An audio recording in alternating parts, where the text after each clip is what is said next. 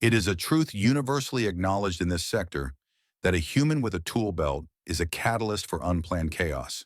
High Matriarch Vespera, first voice of the Ethelgard Spire, was currently learning this lesson while staring at a heavy, slightly greasy object in her manicured hands. She stood in the center of her private solar chamber, the silence thick enough to choke on. Across from her stood the human, Elias. He looked pleased with himself.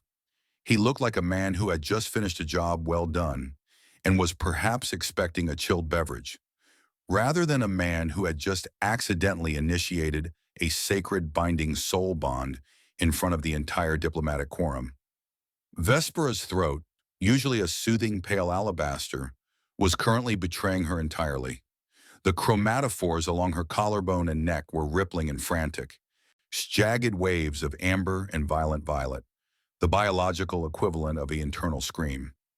She looked at the human. She looked at the wrench in her hand. She looked back at the human. He smiled, a lopsided, easy thing that made her stomach do a treasonous little flip. Funny thing is, 3 hours ago, there was no crisis. There was no accidental marriage. There was just a very boring Tuesday and a failing climate control system. The Ethelgard Spire was supposed to be a jewel of biocrystalline architecture, a soaring testament to elegance and light. In reality, it was an old, drafty building that groaned when the wind hit it wrong. The council chamber that morning had been stiflingly hot.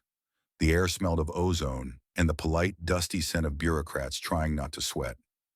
Vespera sat on her raised dais, her posture flawless, listening to the Trade Federation argue about tariff zones for the fourth hour. She was exhausted. Her heavy ceremonial robes felt like they were made of lead, and behind her throne, the ancient central heating unit was making a sound like a dying animal. It started as a low hum, then escalated to a rattle, and finally, right as the trade delegate opened his mouth to object to Section 4, the machine let out a high-pitched, ear-splitting shriek. The council froze. The guards stiffened, hands hovering over plasma pikes, unsure how to arrest a noise. That was when Elias walked in. He didn't have permission. He didn't have an appointment. He didn't even have shoes that were quiet. He wore faded blue coveralls that had seen more oil spills than diplomatic receptions. And he walked with the purposeful, terrifying confidence of a workman who knows exactly where the thermostat is. Elias ignored the guards. He ignored the trade delegate. He walked right up the steps of the dais, past the sacred boundary line that no male had crossed in 6 centuries, and stopped in front of the screaming machine behind Vespera's throne. "Excuse me, Your Majesty," he muttered, though it sounded more like he was talking to the machine than her. "Just gonna squeeze past." Vespera was too stunned to vaporize him. She watched, paralyzed, as he pulled a multi-tool from his belt. It was a blocky, ugly thing, scarred with use. He didn't chant a prayer of mending. He didn't apply sacred oils.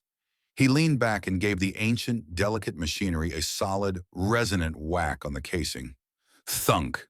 The screeching stopped instantly. A soft, contented hum replaced it.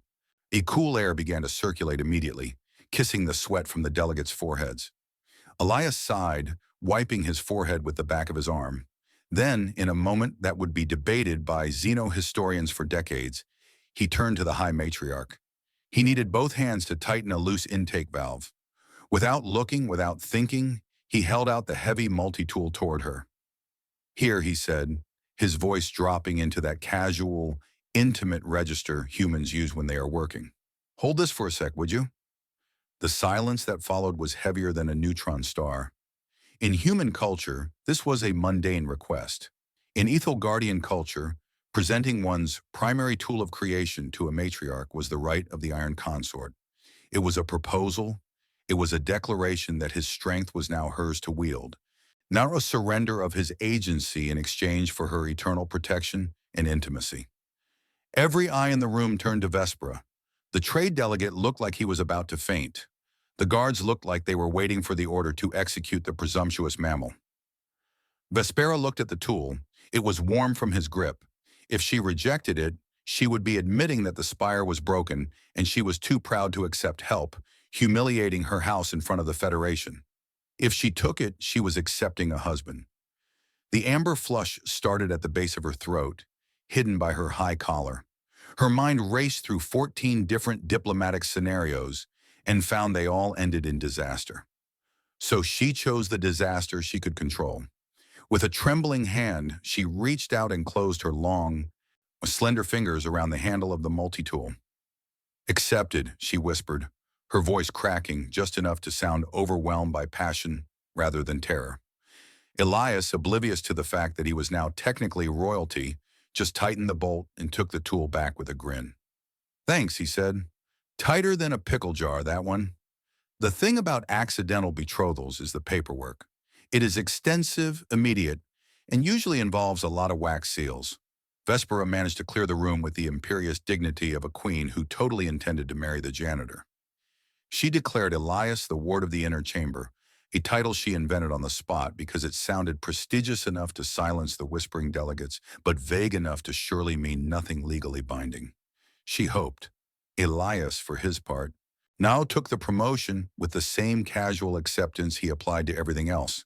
He assumed it was a fancy way of saying head of maintenance. "Sweet," he said, clipping his tool back onto his belt. "Does that mean I finally get the clearance code for the sub-basement? The humidity down there is a crime against architecture." Vespera just nodded, too drained to explain that he now technically owned the sub-basement, along with her personal guard and the royal lineage. She retreated to her private quarters, the sanctuary of high thought, which was really just a cold, high-ceiling room with a spectacular view of the nebula and absolutely nowhere comfortable to sit. It was a lonely room designed for lonely people to make hard decisions. She stood by the window, watching the starlight bruise the horizon, and waited for the panic to set in.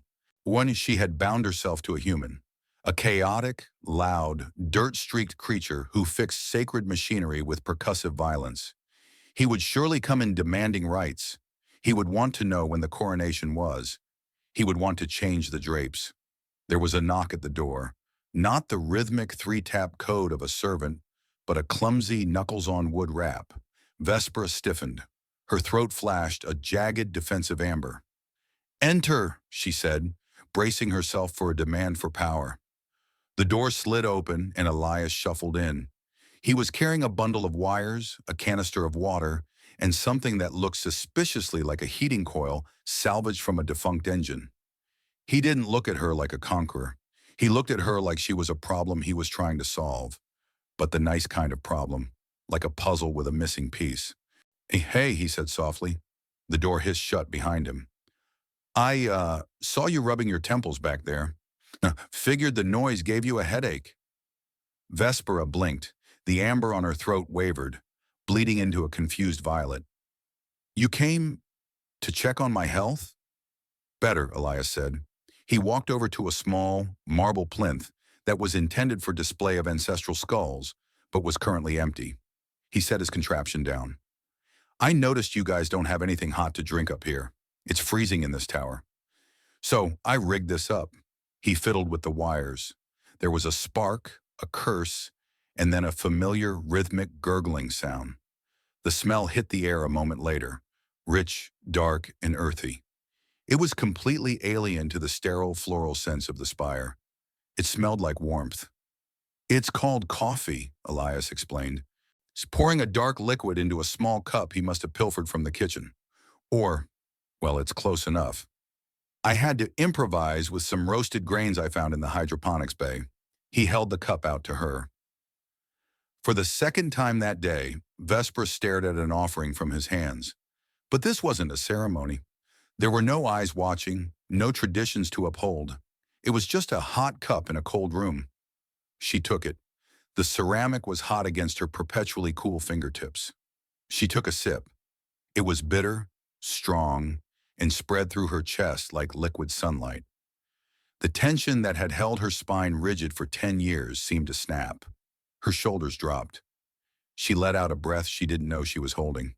Elias watched her, leaning against the wall with his arms crossed. He wasn't looking at the view. He was looking at her.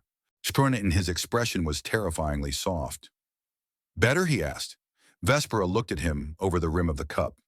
The violent amber on her throat faded completely, replaced by a soft, pulsing lilac, the color of safety, the color of home. She realized then that he hadn't come to rule the spire. He had come to insulate it. He wasn't a king. He was a heater in a winter storm.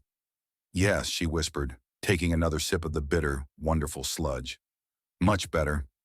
Elias grinned, that same lopsided, dangerous grin. Good, because I fixed the shower pressure in the royal suite too. You're welcome. Vespera drank her coffee and looked at her accidental husband. She decided that perhaps, just perhaps, the ancient traditions knew exactly what they were doing. All right, stargazers, you might be thinking, did she really just fall for the AC repair guy because he handed her a wrench? Yes, she did. But it's not just because he's cute in coveralls. Let's look at the brain chemistry behind the romance. We usually think we do favors for people we like. But psychology tells us the reverse is true. We like people after we do a favor for them. When Vespera holds that heavy, greasy wrench for Elias, her brain has a problem.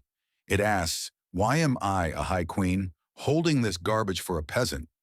To resolve the conflict, her brain rewrites the narrative. I must be holding it because he is important to me. By accepting the burden of the tool, she unknowingly, psychologically commits to him. She didn't just hold a wrench, she held his trust. Politics is local, but biology is universal. Vespera lives in a world of high-context culture, rituals, to titles and booing. It's exhausting. Elias ignores the culture and addresses the biological reality. We all get cold. We all get thirsty. By fixing the heat and making the coffee, he bypasses the alien queen software and speaks directly to the mammal-seeking warmth hardware. He didn't offer a treaty. He offered comfort. That crosses every species barrier in the galaxy. Vespera is suffering from a massive headache, literally and metaphorically. She holds two opposing beliefs. A, he is a lowly human janitor who should be ignored. B, he is the only person in this entire tower capable of fixing my problems. The brain hates tension. It has to pick one. Since she can't deny the fact that the room is finally warm, fact B, she has to delete fact A. She stops seeing him as a janitor and starts seeing him as essential. The accidental marriage just gave her permission to admit what her brain had already decided. He stays. We explore why humans are the only species that thinks I can fix him applies to malfunctioning killbots. Don't forget to like and subscribe for more interspecies analysis.